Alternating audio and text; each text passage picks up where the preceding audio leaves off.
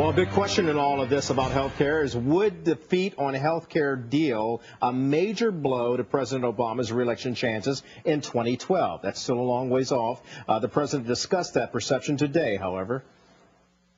I have a sense of what the coverage has been, and mostly it's an obsession with what will this mean for the Democratic Party?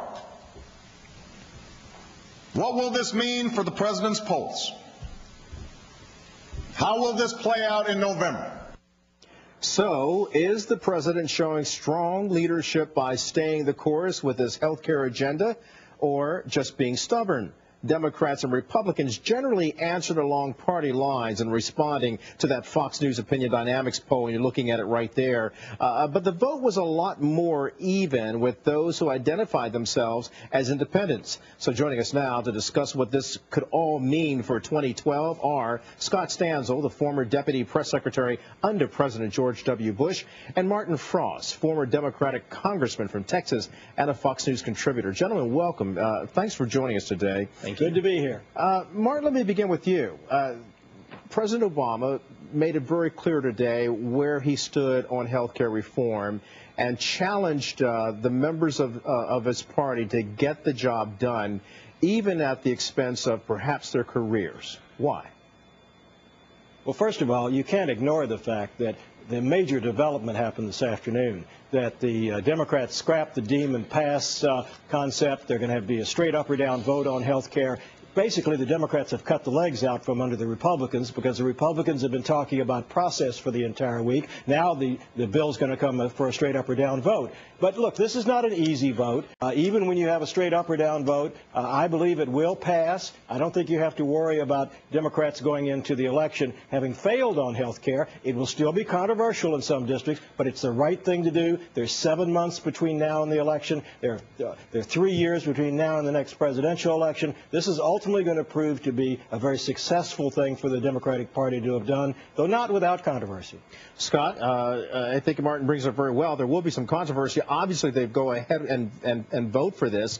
But what does the president stand to lose or gain depending on what happens with the health care? Well, tomorrow certainly will be a very big day for him. President Obama has staked really his entire presidency on this issue over the course of the past year.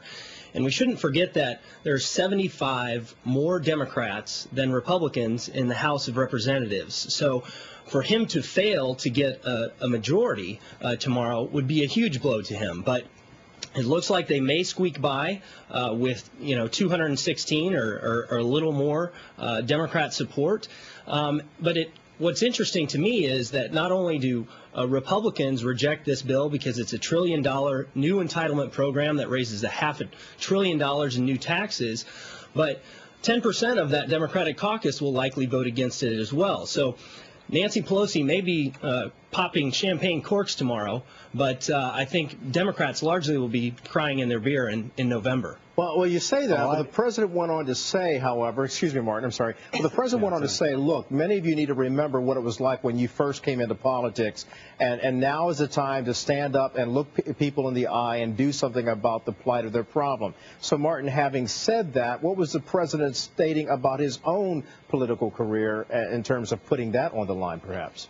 Well, first of all, let's remember a little history. I think the president's going to be successful, but you had a president that's successful, Bill Clinton, in 1993, 1994 in health care. He was still reelected in 1996. So I don't think the president, the fate of the presidency rides on this one vote. I do think it's good for Democrats. I think it'll be good for Democrats this fall to be able to go home and point to something that they've accomplished that will help put 32 million people on the rolls who don't currently have insurance, that will do away with pre-existing conditions, that will do away with lifetime limits on policies. This will be something that people can talk about, talk to the voters. I believe between now and November, this bill will gain in popularity. I think it's going to be a plus for Democrats in the fall. But, anything like this is hard. We've had Republican presidents who've been for this. Nixon was for doing something about health care. He wasn't able to be successful. A lot of presidents have failed. It looks like we're finally going to have a president who will be successful. Scott, your reaction?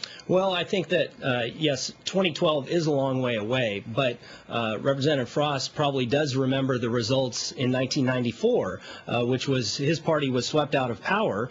And I hope that Democrats who are sort of on the fence about this bill, when they go home tonight and they go to bed, maybe they'll be visited by the ghosts of elections past, present, and future in the form of 1994, Scott Brown's election in Massachusetts, and what could happen in November, because I think it will be a big sea change. Scott Stanzel. 1994 was a very different situation. Democrats didn't realize that they had a tough election until right before the votes were cast. Everybody knows now this is going to be tough, and people are out working very hard. All right, and that is Martin Frost and Scott Stanzel. We thank you both for sharing your insights on 2012. We're talking about that already in light of this health care bill. Thanks, gentlemen. Thank you. Kelly, you know, a lot of